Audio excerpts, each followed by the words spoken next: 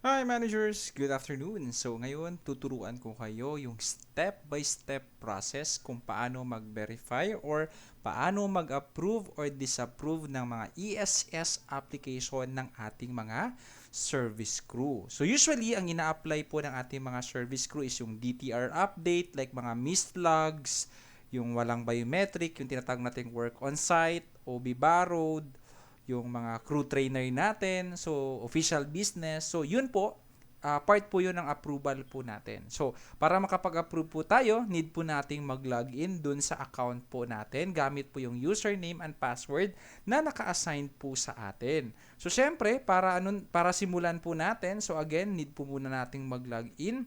So once na nakapag-login na po tayo, again, punta po tayo dito sa my application. Dito sa my application, makikita nyo po yung pending. Okay, siguraduhin lang po natin ito ay naka-pending.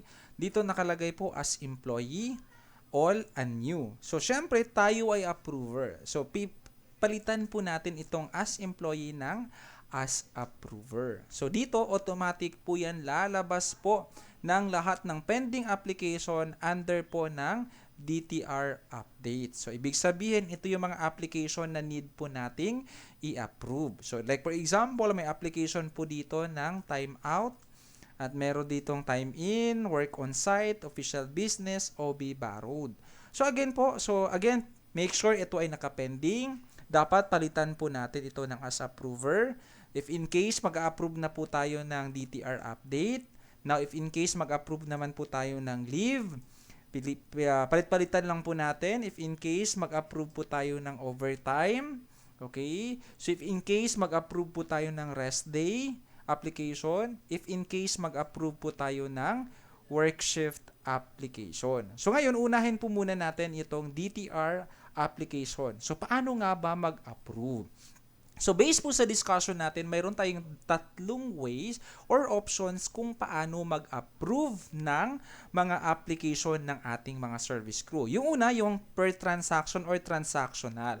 So dito sa transactional, so pindutin nyo lang po yung link ng transaction, tapos lalabas po yung transaction history. So dito, DTR update or DTR type mo under timeout. So dito, pwede ka nang mag-approve. Let's say for example, approve naman to, lagay ka lang ng approve, tapos pindutin nyo lang yung approve. So dito, makikita nyo po yung approve application, okay, tapos lalabas ulit yung approve and then pindutin nyo lang po yung okay. So automatic mawawala na po yan under sa pending, mapupunta na po yon sa approved application. So now, balik po ulit ako sa pending since yung pending yung mga i-approve po natin. Yung pangalawang way naman, yung per transaction or yung tinawag per application. So let's say for example, pag sinabing per application, itong buong line na to. Pwede ka mag-approve ng isang buong line item. So ang gagawin mo lang po, i-click nyo lang po itong box na nasa gilid.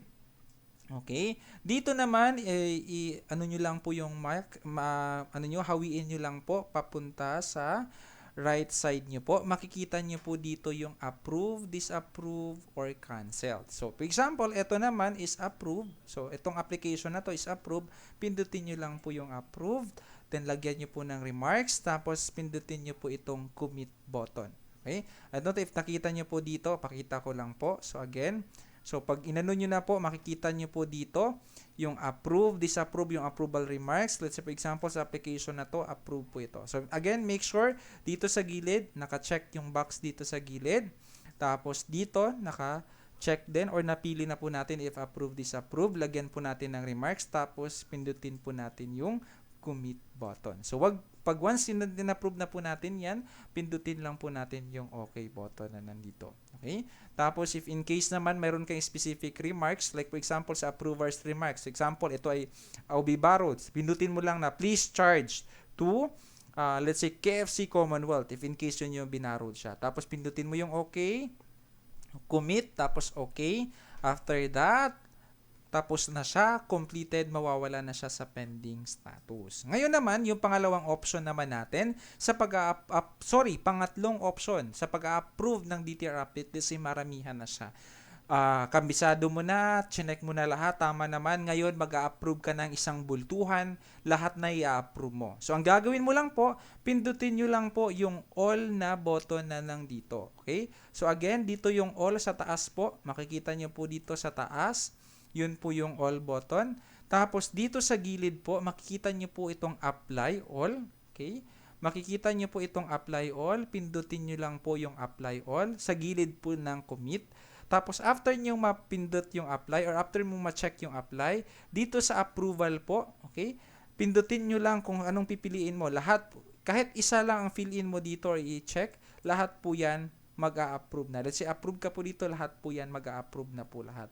Tapos kung may gusto ka maglagay ng remarks, lagyan mo lang ng remarks. Tapos pindutin nyo lang po itong commit button. Pindutin lamang itong okay. And then once na napindot mo na yung okay, automatic po yan. Mawawala na po yan sa pending status. Makikita mo na yan as completed. At kung gusto mong i-review yung mga na-approve mo, punta ka lang dito.